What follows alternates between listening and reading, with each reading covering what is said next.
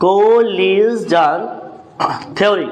अगर हम collision theory की बात करते हैं जिसको हम कहते हैं टक्कर सिद्धांत, ये टक्कर सिद्धांत हमें ये बताता है कि रिएक्शन कैसे होती है। टक्कर सिद्धांत हमें क्या बताता है कि रिएक्शन कैसे होती है, कि अगर कोई भी रिएक्शन हो रही है, मान लो रिएक्टेंट कहाँ में बदल रहा है, प्रोडक्ट में, तो कहता है कि रिएक्टेंट मॉलिक्यूल का कोलाइड होना बहुत जरूरी है। कि मतलब रिएक्शन तभी होगी या during reaction reactant molecule must be collide to each other.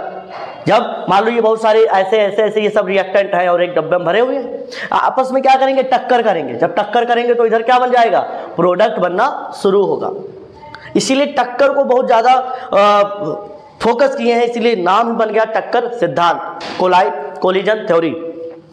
तो कोलिजन थ्योरी के अकॉर्डिंग कोई भी रिएक्टेंट कोई भी अभिकारक जब उत्पाद में बदलता है तो अभिकारकों के मध्य टक्कर का होना बहुत आवश्यक है। ठीक है सर, आप समझ गए। पहली थ्योरी क्या कहता है कि रिएक्टेंट मस्ट बी क्या होते हैं, must be collide to each other. जो हमारे रिएक्टेंट मॉलिक्यूल है, रिएक्टेंट मॉलिक्यूल क्या हो सकते हैं, मस्ट बी कोलिजन या मस्ट बी कोलाइड। कोलाइड का मतलब कोलिजन, मस्ट बी कोलिजन या collide to each other. Each other का मतलब होता है एक दूसरे से वो टक्कर जरूर करेंगे। ठीक, फिर दूसरी बात ये कहता है कि जब टक्कर होगी तो टक्कर एक जो कोलिजन है उनका, जो क्या है, कोलिजन है, वो मस्ट बी ओरिएंटेड। ओरिएंटेड का मतलब क्या होता है, जैसे मान लो आप सड़क पर चले, आप दो लोग हैं और सड़क पर चल रहे हैं, इधर से ऐसे ये आया और एक ऐसे आया, और मान लो ये ऐसे निकल गए पास से छूते हुए, तो वो गिरेंगे नहीं। और अगर एकदम सामने से टकरा गए तो क्या होंगे, इधर गिरेगा एक उधर गिरेगा। तो कहने का मतलब होता है कि अगर आप हल्के से टकराए तो आपकी पोजीशन में कोई बदलाव नहीं आएगा, आप धीरे से निकलते चले जाएंगे। आमने सामने आके टकरा गए तो वही क्या हो गए, फैल जाएंगे, तो आपकी परिस्थिति क्या हो गई, बदल गई। तो वही यहाँ पर ही बताया गया कि कोई भी मॉलिक्यूल जब आपस में टक्कर करेगा तो टक्कर एक विन्यास में होना चाहिए। हिंदी में क्या कहेंगे, एक विशिष्ट विन्यास होना चाहिए उनके पास। विन्यास का मतलब क्या होता है, अरेंजमेंट होना चाहिए अच्छा सा। अगर ओरिएंटेड कोलिजन होगा तभी क्या होगा, रिएक्टेंट प्रोडक्ट में बदलेगा। चलिए आगे तीसरी बात ये कहता है कि जब मॉलिक्यूल कोलाइड होते हैं, कोलिजन करते हैं, कोलिजन करने से ऐसा क्या हो जाता है, कोलिजन करते हैं तो उनकी एनर्जी जो है बेटा इंक्रीज कर जाती है। क्या होती है, इंक्रीज द एनर्जी ऑफ, क्या हो जाएगा, increase the energy of reactant. Reactant की एनर्जी क्या होती है, इंक्रीज कर जाती है, और जो एनर्जी इंक्रीज करती है तो वो कहाँ बदल जाते हैं, प्रोडक्ट में बदल जाते हैं। कहने का मतलब है कोलिजन थ्योरी ये बात आगे और ये कहना चाह रही है कि रिएक्टेंट मॉलिक्यूल आपस में कोलाइड करेंगे, कोलाइड होंगे, कोलिजन करेंगे तो उनकी एनर्जी इंक्रीज होगी, और एनर्जी इंक्रीज करने की वजह से ही रिएक्टेंट मॉलिक्यूल क्या होंगे, प्रोडक्ट में बदल पाएंगे।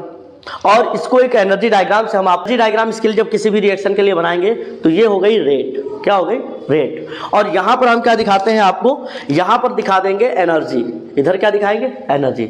मान लेते हैं कोई रिएक्टेंट है हमारा, यहाँ पर है, उसके पास कुछ ना कुछ तो एनर्जी है ही, हर एक मॉलिक्यूल में कुछ एनर्जी होती है, और एनर्जी फिर क्या होगा, एनर्जी रीच्ड अप होगी और सब कहाँ बदल जाएगा, ये प्रोडक्ट में। कहाँ बदल जाएगा, प्रोडक्ट में बदल गया। तो अब बात समझ रहे हो, ये जो एनर्जी यहाँ से जो रीच हुई है, ये जो एनर्जी रीच करी है भाई, हर एक रिएक्टेंट को यहाँ तक पहुँचना पड़ेगा, और यहाँ तक पहुँचने के बाद तुरंत क्या हो जाएगा, वो प्रोडक्ट में आ जाएगा। तो ये जो एनर्जी होती है यहाँ से यहाँ तक, ये इसकी क्या हो गई, जो एनर्जी इंक्रीज, यहाँ पर जो एनर्जी का लेवल है इसको कहते हैं थ्रेशोल्ड एनर्जी। क्या कहते हैं, थ्रेशोल्ड एनर्जी। कौन सी एनर्जी होती है, थ्रेशोल्ड एनर्जी। तो जब कभी कोई पूछे कि परिभाषा क्या है थ्रेशोल्ड एनर्जी, या इसी को हम क्या कहते हैं, दहली ऊर्जा। क्या कहते हैं, दहली ऊर्जा। तो तुम कह सकते हो यह वह मिनिमम एनर्जी होती है जो रिएक्टेंट मॉलिक्यूल प्राप्त कर लेता है तो प्रोडक्ट में बदल जाता है। अगर जो भी मॉलिक्यूल इस थ्रेशोल्ड एनर्जी तक नहीं पहुंच पाएगा वह रिएक्टेंट मॉलिक्यूल प्रोडक्ट में नहीं बदल पाएगा, अर्थात उसको यहाँ तक पहुँचना, इतनी एनर्जी उसके अंदर आनी ही चाहिए। और यहाँ से ये जो इतनी एनर्जी है ये हम उसकी इंटरनल एनर्जी कहेंगे। क्या कहेंगे, इंटरनल एनर्जी। क्या कहेंगे हम, इंटरनल एनर्जी। अब ये जो पूरी ये सब एनर्जी, इसी को हम एक्टिवेशन, ये वाली जो इतनी जो एनर्जी इसने रीच की है, ये क्या हो गई? Activation energy. क्या हो गई? एक्टिवेशन एनर्जी, सक्रिय ऊर्जा। तो मॉलिक्यूल जब आपस में कोलाइड करते हैं तो उनकी जो एक्टिवेशन एनर्जी है वो बढ़ती है, जो एनर्जी उनके प्राप्त होती है या जो एनर्जी उनकी बढ़ जाती है उसको हम क्या कहते हैं?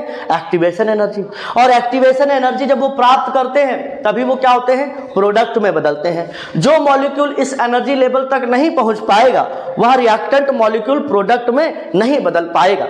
ये बिल्कुल एकदम सीधी सी बात है, क्लियर? तो ये पूरा क्या होता है? ये हो गया हमारा एनर्जी डायग्राम। अब जैसे मान लो क्या होता है कि इसी रिएक्शन के अंदर मान लो हम कैटालिस्ट डाल देते हैं। क्या डाल देते थे? इन प्रेजेंस, ये मान लो। तो आप जो है आप इतना आज आपके लिए इतना ही है, और इसको बहुत अच्छे से देखिए और बताइए, और इसके आगे की जो वीडियो रहेगी वो हम आपको कल पढ़ाएंगे, और साथ ही साथ न्यूमेरिकल करने का तरीका और आपको हम सब बहुत अच्छे से बताएंगे। ठीक, धन्यवाद। इसी तरीके से देखते रहिए। जो बात ना समझ में आए आप हमको बताएं, कमेंट करें, जो दिक्कत हो शेयर करें। धन्यवाद।